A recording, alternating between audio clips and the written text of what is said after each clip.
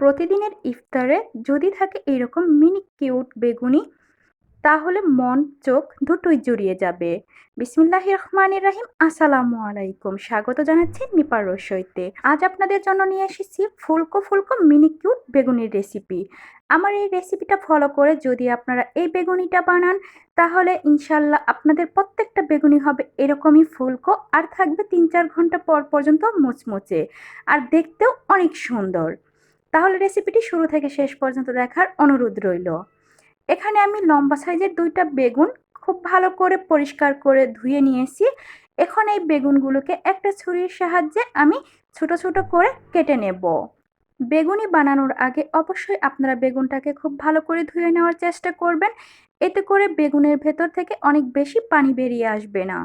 আমার এখানে সবগুলো বেগুন গোল করে কেটে নেওয়া হয়ে গেছে। আমি আপনাদেরকে দেখিয়ে দিচ্ছি, দেখতেই পাচ্ছেন ঠিক কতটা পাতলা করে আমি কেটে নিয়েছি।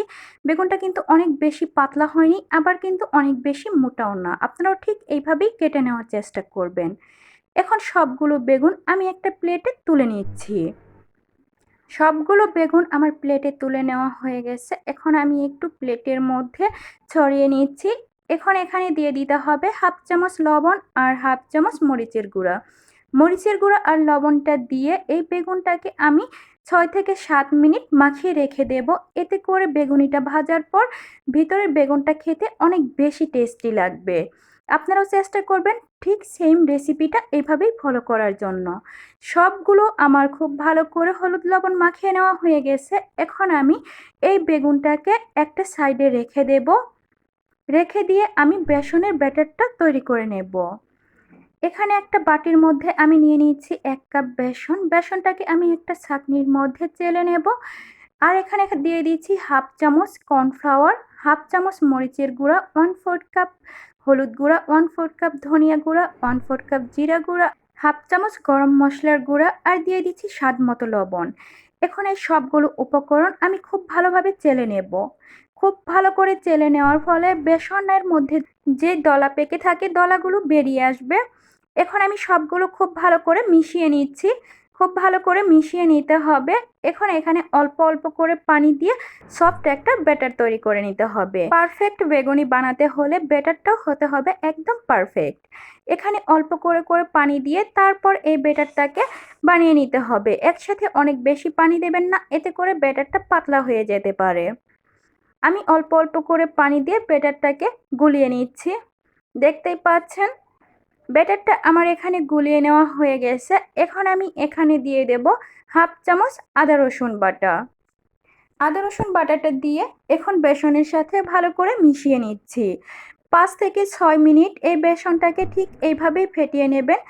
এতে করে বেসনটা অনেক বেশি ফ্লাফি হবে, আর যখন বেগুনিগুলো ভাজবেন একদম ফুলকো ফুলকো মুচমুচে হবে। দেখতেই পাচ্ছেন বেসনের ঘনত্বটা।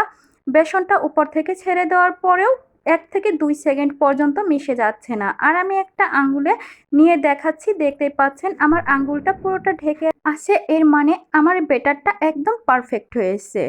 এখন এখানে একটা বেগুন নিয়ে এই ব্যাটারের মধ্যে ডুবিয়ে নিচ্ছি।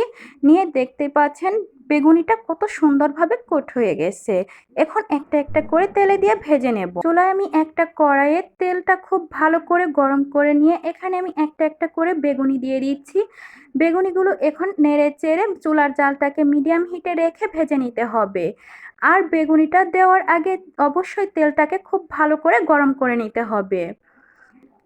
আমার এখানে বেগুনিগুলো ভেজে নেওয়া হয়ে গেছে, দেখতেই পাচ্ছেন কতটা কিউট লাগছে, আর খেতেও কিন্তু ভীষণ মজার হয়। এই একইভাবে আমি সবগুলো বেগুনি ভেজে নেব। এখন আমি আপনাদেরকে পরিবেশন করে দেখাচ্ছি মিনি কিউট বেগুনি।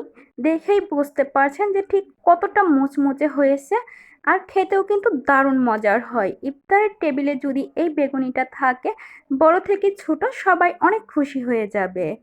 আমার এই ভিডিওটি যদি ফেসবুক পেজ থেকে আপনারা দেখে থাকেন, তাহলে আমার পেজটা ফলো দিয়ে রাখার অনুরোধ রইল। আর যদি আমার ইউটিউব চ্যানেল থেকে দেখে থাকেন, তাহলে আমার চ্যানেলটা সাবস্ক্রাইব করার অনুরোধ রইল। সবাই ভালো থাকবেন। আল্লাহ হাফেজ। আসসালামু আলাইকুম।